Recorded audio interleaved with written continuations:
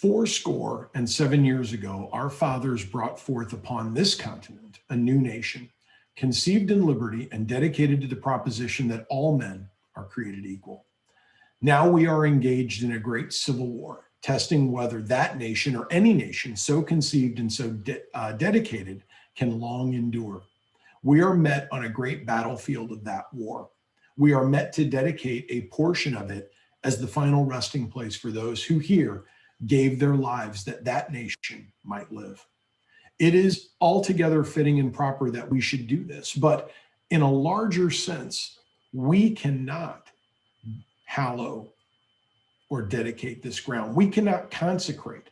We cannot hallow the ground. The brave men living and dead who struggled here have consecrated it far above our power to add or detract. The world will little note nor long remember what we say here, but it can never forget what they did here.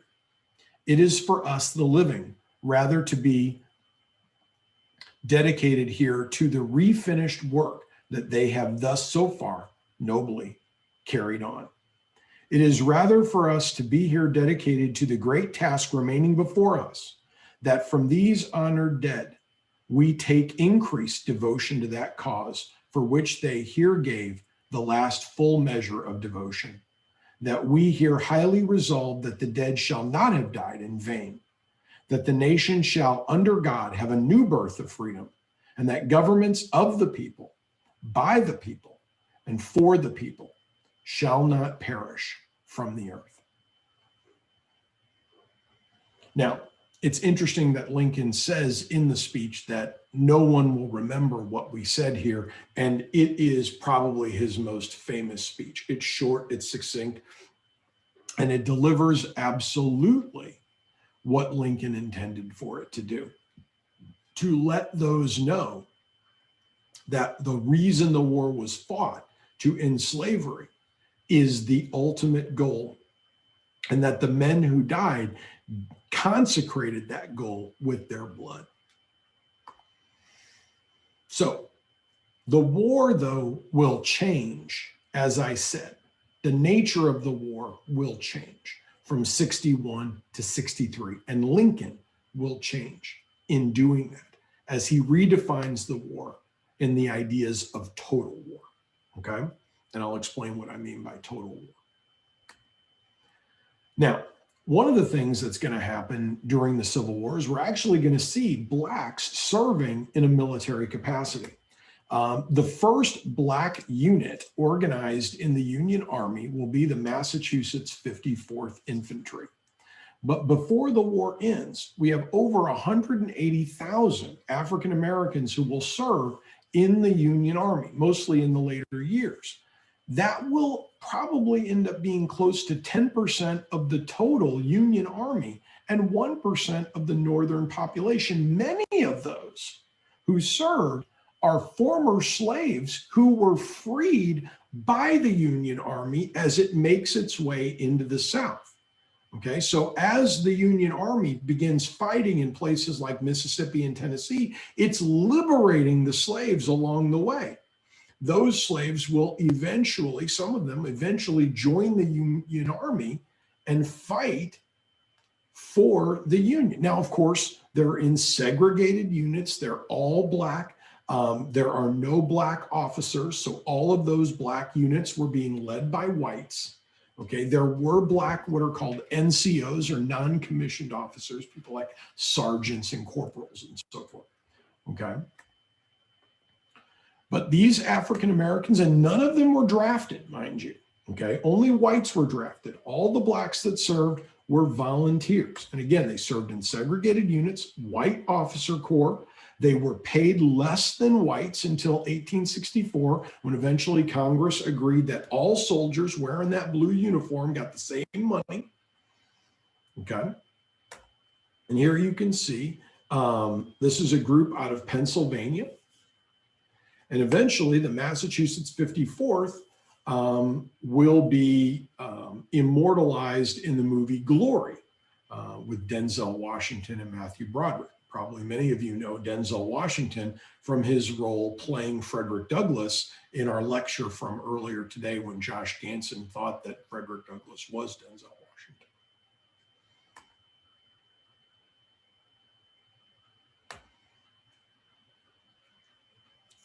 Now,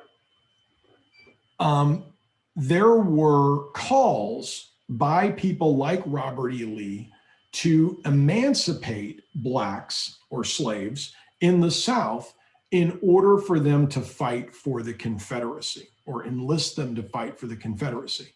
Now, there were blacks who supported the Confederacy, some of them that were very well treated by their owners or felt like if the war were to end, they wouldn't know what to do with themselves.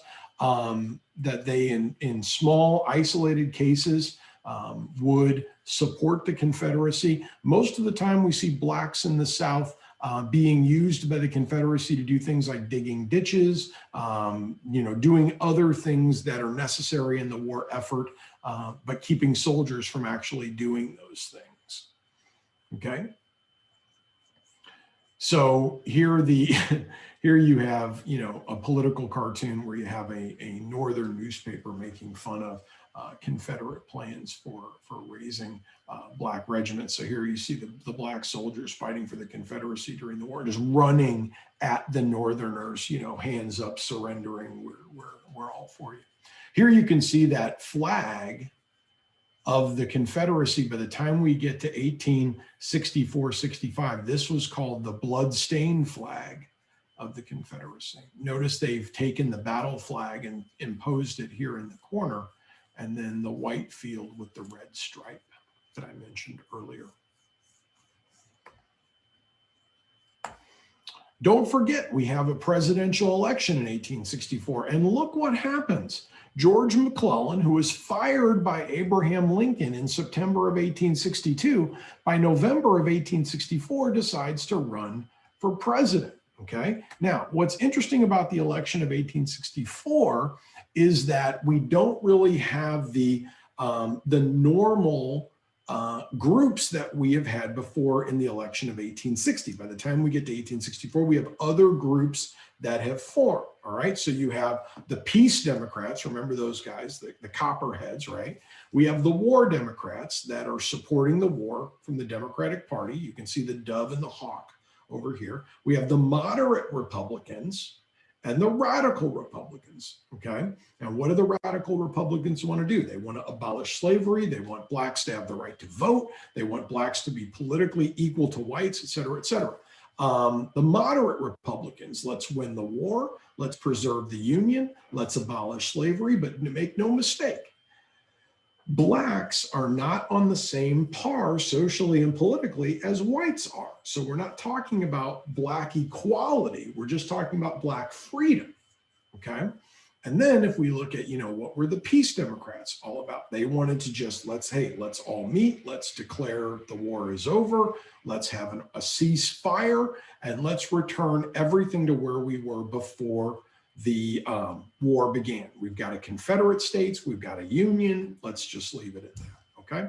So that was the way of looking at the election of 1864. So eventually what we're gonna do is we're gonna have coalitions, right? We're going to have coalitions. So the Peace Democrats and the War Democrats have got to try to get together, okay? The radical Republicans are kind of off on their own. But what ends up happening is the War Democrats and the moderate Republicans are going to come together and form kind of a coalition, all right? And they're going to try and form a coalition that's going to be able to successfully win the presidency, all right? And who is going to be the nominee for the War Democratic Peace platform? That's going to be George McClellan, who will be the Democratic nominee for president, right? It's interesting that a War Democrat Peace platform is a former general. You can see some of the propaganda surrounding the war or surrounding the election of 64. Yes, that's Abraham Lincoln with his secret love of blacks, that he must be born in Africa, etc.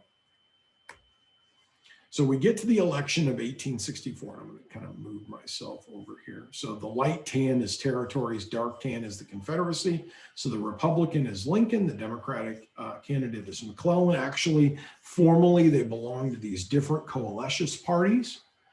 And you can see again, Lincoln will win the North. McClellan will win just a couple of border states. It's an overwhelming victory for Lincoln. And why? Because the Confederate states don't vote. They've voted themselves out of the election, so they do not get to vote.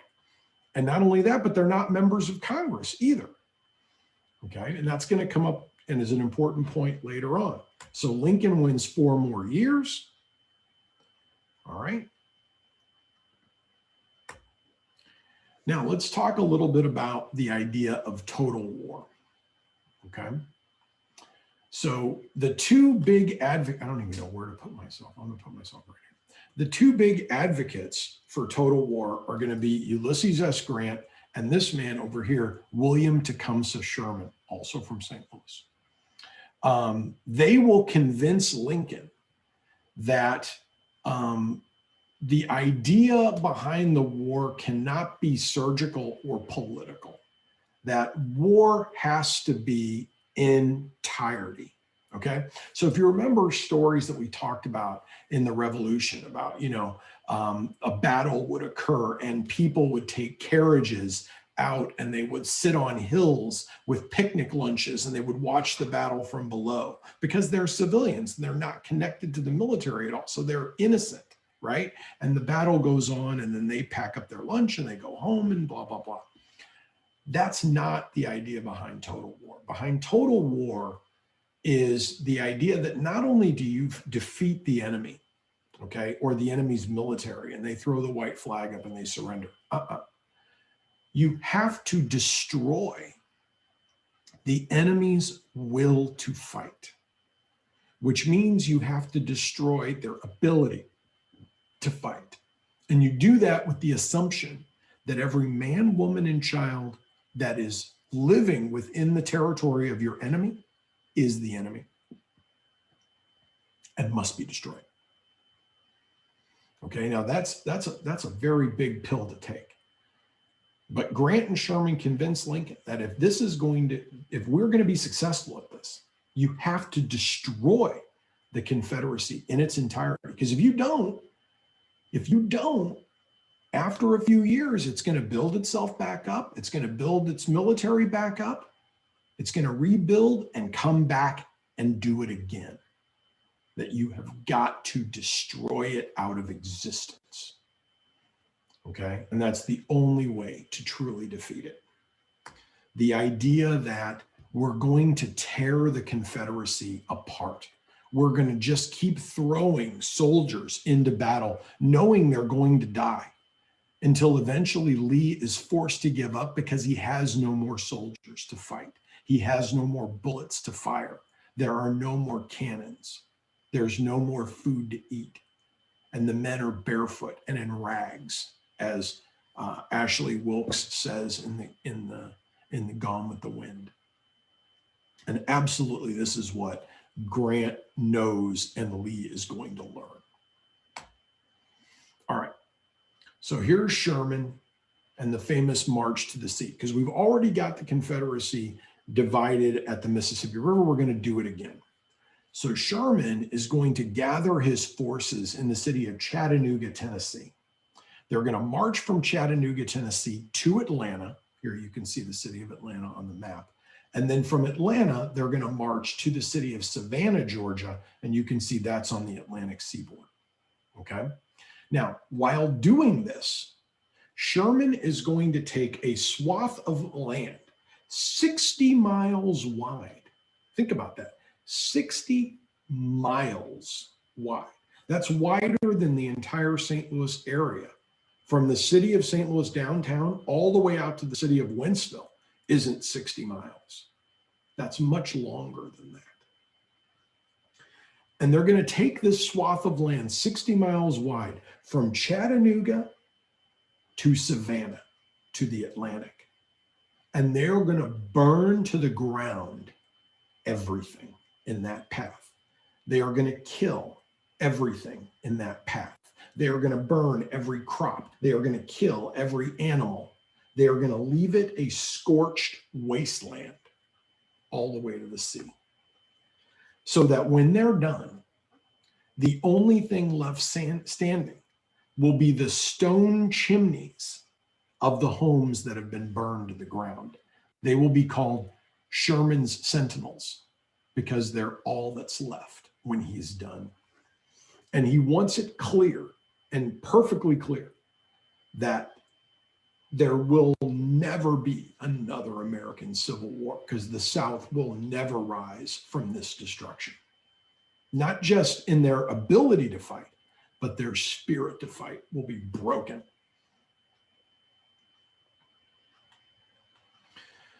Once he's to the sea, okay, in Savannah, Georgia, he will then move north to Charleston and into South Carolina, and then eventually into North Carolina, and eventually into Virginia. The goal here is for Grant to move south, Sherman to move north, and to squeeze Lee until he's defeated.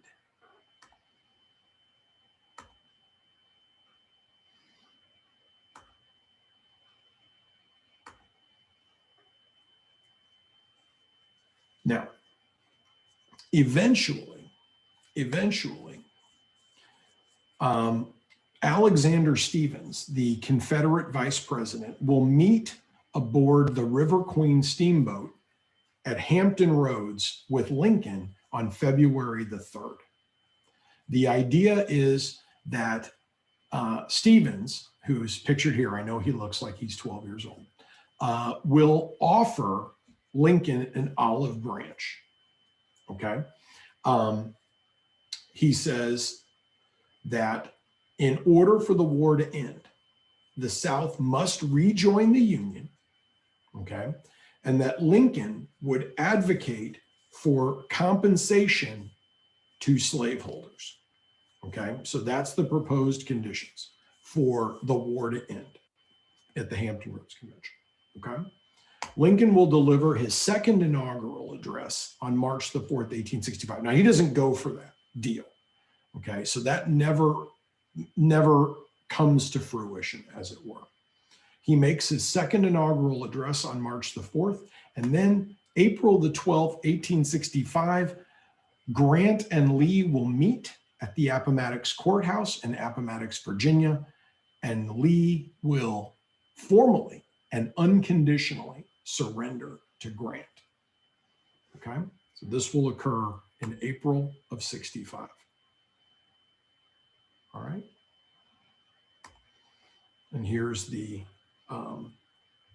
Lincoln Memorial in Appomattox, Virginia. Okay. We'll kind of find out what happens to Lincoln on Monday. All right. You have a good weekend. I'm going to post these 2 videos, and don't forget to take both of those quizzes before Sunday. Okay. You have a good weekend, and I will see you Monday. All right.